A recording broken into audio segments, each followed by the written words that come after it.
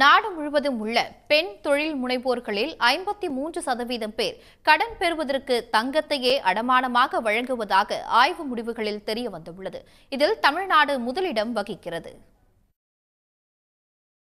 கிரைசில் நிறுவனம் மற்றும் டிபிஎஸ் வங்கி ஆகியவை இணைந்து பெண் தொழில் முனைவோர்களிடையே ஆய்வு ஒன்றை நடத்தியுள்ளது.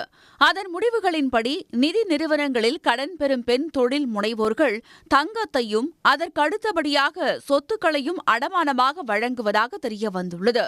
நாடு முழுவதும் உள்ள பெண் தொழில் முனைவோர்களில் 53% பேர் தங்கத்தை அடமானமாக வைத்து கடன் பெறுவதாக அந்த ஆய்வறிக்கை கூறுகிறது. பெருநகரங்களில் தங்க நகை கடன் பெறும் பெண் தொழில் முனைவோரை பொறுத்தவரை 52%துடன் சென்னை முதலிடத்தில் உள்ளது.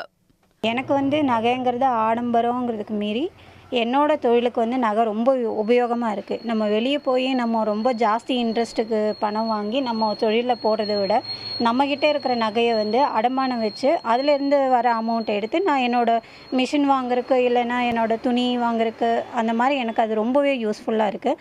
அந்த வியாபாரம் வச்சு அதில் வர அமௌண்ட்டை வச்சு நான் அந்த நகையை என்னோடய தேவைக்கேற்ற மாதிரி நான் மீட் எடுத்துக்குவேன். நான் ஸ்நாக்ஸ் கம்பெனி பிஸ்னஸ் பண்ணிகிட்ருக்கோம்.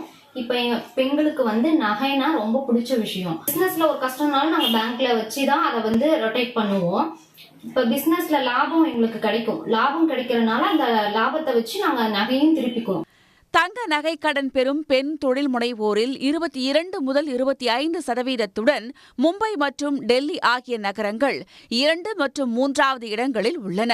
மிகவும் குறைவாக 11%துடன் கொல்கத்தா உள்ளது. குறிப்பாக நாடு முழுவதும் 36 வயது முதல் 45 வயதிற்குட்பட்ட பெண் தொழில் முனைவோர்கள் 23% அளவிற்கு தங்க நகை கடன் பெறுவது தெரியவந்துள்ளது. பிற வயது பெண் தொழில் முனைவோரிடம் இந்த வழக்கம் குறைவாகவே உள்ளது. நாடு முழுவதும் 22% பெண் தொழில் முனைவோர்கள் வங்கிகளிடமிருந்து நேரடியாக கடன் பெறுவதும் ஆய்வில் தெரிய வந்துள்ளது.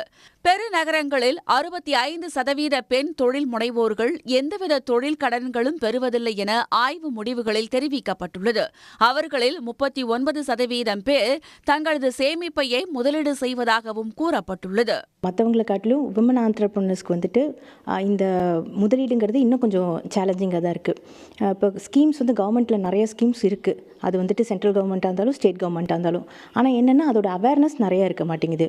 இப்போ நான் ஒரு லோன் நான் கேட்க போகிறேன் அப்படின்னா அந்த பேங்க் மேனேஜருக்கே அவங்களுக்கு நிறைய ஆப்ஷன்ஸ் இருக்க மாட்டேங்குது.